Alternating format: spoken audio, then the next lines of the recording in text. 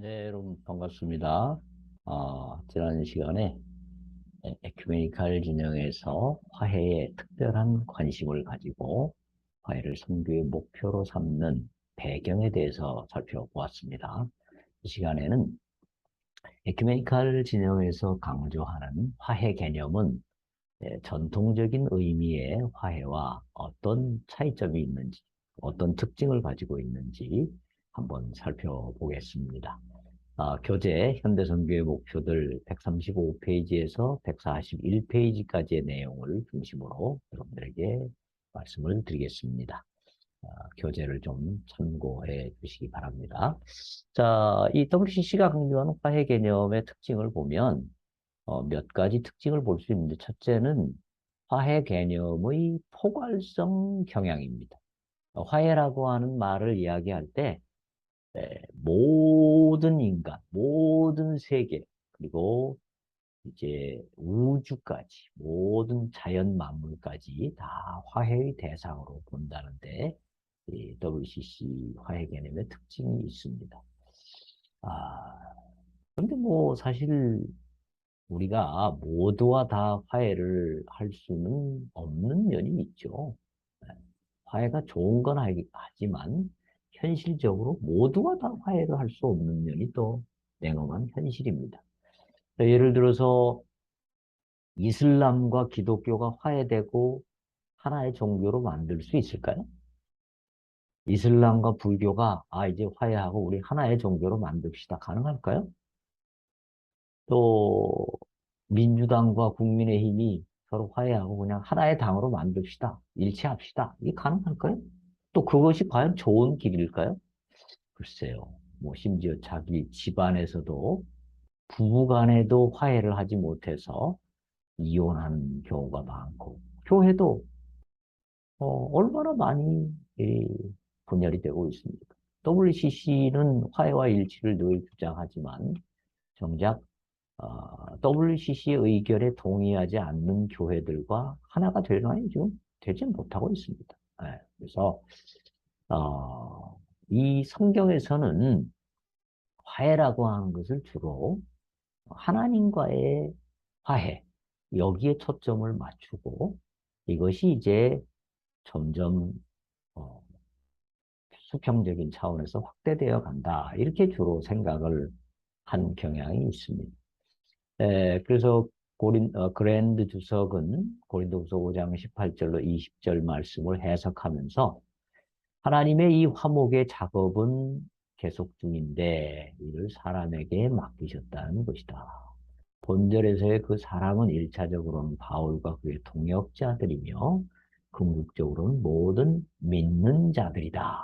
이렇게 말했습니다. 그래서 믿는 자들이 하나님과 화해되고 그 다음에 그 화해를 이제 다른 사람들에게도 하나님과 화해하도록 만드는 것이죠. 그러면서 이제 하나님 앞에 바로 서게 되면 점진적으로 인간 간의 화해도 이루어진다. 이렇게 보는 경향이 강했습니다. 에, 그래서 이제 전통적인 신학에서는 화해의 개념이 주로 하나님과 인간과의 그 수직적 화해, 여기에 집중이 돼 있었고, 그러다 보니까 자연스럽게 복음 전도의 사명과 긴밀하게 연결이 되어 있었습니다. 그런데 이 WCC 에큐메니칼 진영으로 오게 되면 이 화해 개념이 하나님과 인간의 그 수직적 차원으로만 머물지 않고 또 거기에 우선순위를 두는 것이 아니고 굉장히 넓게 확대되어 간다라는 것을 볼 수가 있습니다. 예를 들어서 화해의 사역인 선교라는 문서 계속 말씀드렸죠. WCC에서 채택한 선교를 화해의 사역으로 보는 이 문서입니다. 여기 65항에 이런 내용이 나와 있습니다. 교회의 선교는 사회나 교회가 심하게 분열된 곳에 대화와 논의의 여지를 제공하고 정의와 인권을 바탕으로 한 사회를 건설하고 교회와 사람들의 투쟁을 통해 화해를 이루려는 에큐메니칼적인 노력에 동참하는 것을 의미한다. 이 교회 선교를 할 때 이게 사람들을 화해시키는 일을 위해서 어, 동참해야 된다. 이게 바로 교회의 선교다. 이렇게 보는 것입니다. 예. 근데 이게 투쟁을 통해 화해를 이루려는 에큐메니칼적인 노력. 이거 과연 맞는지 모르겠습니다.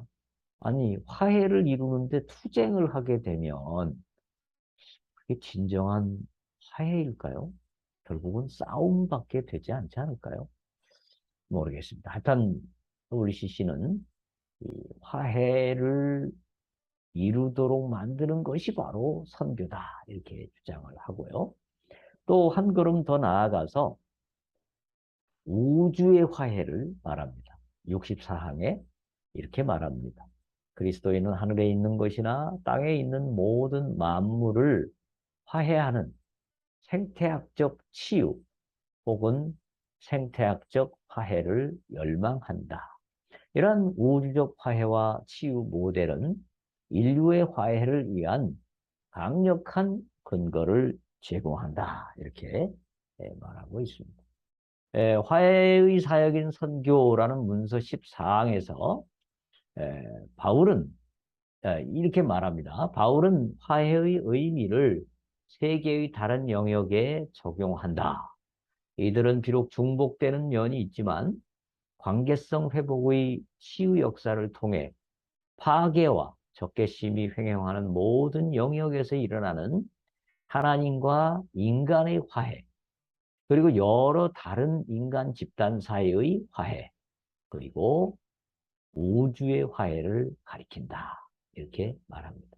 즉, 전통적인 화해 개념은 주로 하나님과의 화해를 집중적으로 살펴본다면 이 에큐메니칼 진영의 화해 개념은 하나님과의 화해, 인간들끼리의 화해, 그리고 모든 우주, 모든 피조물과의 화해. 이것을 다 포함하는 이런 포괄적 개념을 가지고 있다라는 것입니다. 두 번째 특징은 화해에 있어서 우선성을 인정하지 않는 경향인데요. 이건 뭐 당연하겠죠. 전통적인 화해 개념은 주로 하나님과의 화해가 먼저 일어나고 그 화해가 온전히 이루어질 때 인간과의 화해도 가능해지고 다른 피조물들과의 화해도 가능해진다라는 관점을 가지고 있는 것이죠. 즉, 화해도 한 번에 모든 것을 다 하는 것이 아니라 어떤 순서가 있고 또 가장 우선적인 핵심이 있다. 이렇게 보는 경향이 있습니다만 이 에큐메니칼 진영의 화해는 우선순위를 말하지 않는다라는 것입니다. 이 에큐메니칼 진영에서 화해를 깨뜨리는 죄, 이 죄의 문제를 바라볼 때 죄는 개인적인 뿐 아니라 집단적이고 사회적이다. 이렇게 봅니다. 예. 그러니까 죄라고 하는 것이 하나님을 거역한 개인의 죄뿐 아니라 집단에서 나타나는 또 사회 구조적인 죄도 있다. 이렇게 보는 것이죠. 따라서 에큐메니칼적인 관점에 의하면 선교는 개인적인 죄를 해결하기 위한 전도 이것뿐 아니라 집단적인 죄, 이 구조 악을 해결하기 위한 투쟁도 해야 된다. 이렇게 봅니다. 그래서 WCC는 선교와 전도 에큐메니칼적 확언이라고 하는 문서 12항에서 개인뿐 아니라 사회 구조도 변혁시켜야 한다. 이렇게 주장하면서 회개와 복종으로 부르는 회심으로의 부름은 민족과 집단 그리고 가족에게 전해져야 한다. 라고 말한 후에 15항에서 복음적 증언은 세상의 구조, 즉 경제, 정치, 사회 제도에 대해서도 언급한다. 구원이라고 하는 것은 개인 차원에서의 구원뿐 아니라 정치, 경제, 사회 제도도 구원을 받아야 된다. 그리고 그 구원의 결과로 화해가 이루어져야 된다. 하나님과의 관계 속에서 화해뿐 아니라 모든 정치, 경제, 사회에서 화해가 이루어져야 된다라는 것을 강조합니다. 그리고 화해 사역인 문서 25항에 성령의 사역에 대해서 이렇게 말합니다. 성령의 바람은 자신이 원하는 곳으로 분다.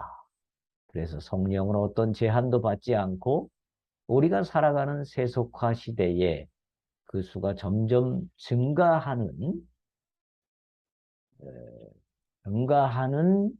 종교에 관심이 없는 사람은 물론 모든 종교의 사람에게 다가간다.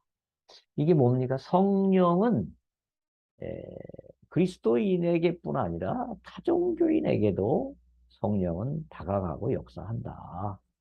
그 교회는 이 세상 안에서 성령의 표식을 분별하고 성령의 역사 안에서 그리스도를 증거하도록 부름받는다. 뿐만 아니라 교회는 모든 형태의 화해와 해방의 사역에 참여하도록 요청받는다.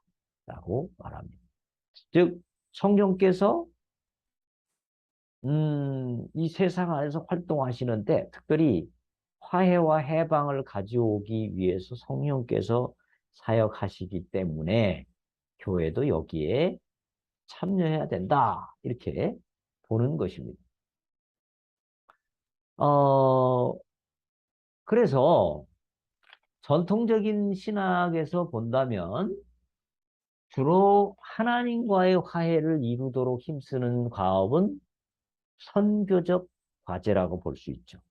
즉, 선교의 일차적 목표는 사람들에게 복음을 전해서 하나님과의 화해가 이루어질 수 있도록 만드는 것이라고 보는 것이죠. 그 다음에 이제 그 하나님을 아버지로 모신 사람들이 그 하나님의 뜻을 따라서 다른 인간들과도 화해하고 우주의 모든 피조물들을 잘 보살피는 그런 화해를 하는 것이죠. 이것은 선교적 과제이기보다는 하나님의 자녀가 된 사람들에게 요구되는 윤리적 과제라고 볼 수 있을 것입니다. 즉, 이거는 목회죠, 목회. 선교는 주로 복음을 받지 못한 사람들이 복음을 받도록 하고 하나님과 화해되도록 만드는 과제가 선교적 과제라면 이제 목회적 과제는 이 복음을 받은 사람들이 하나님의 사람으로서 이 세상에서 수평적인 화해를 이루고 우주적 화해도 이룰 수 있도록 그 윤리적 과제를 감당할 수 있도록 돕는 것이 목회적 과제라고 이렇게 우리가 나누어서 생각을 해볼 수 있을 것입니다. 즉, 선교적 과제와 윤리적 과제는 구분되죠. 그리고 순차적으로 일어난다고 볼 수 있겠죠.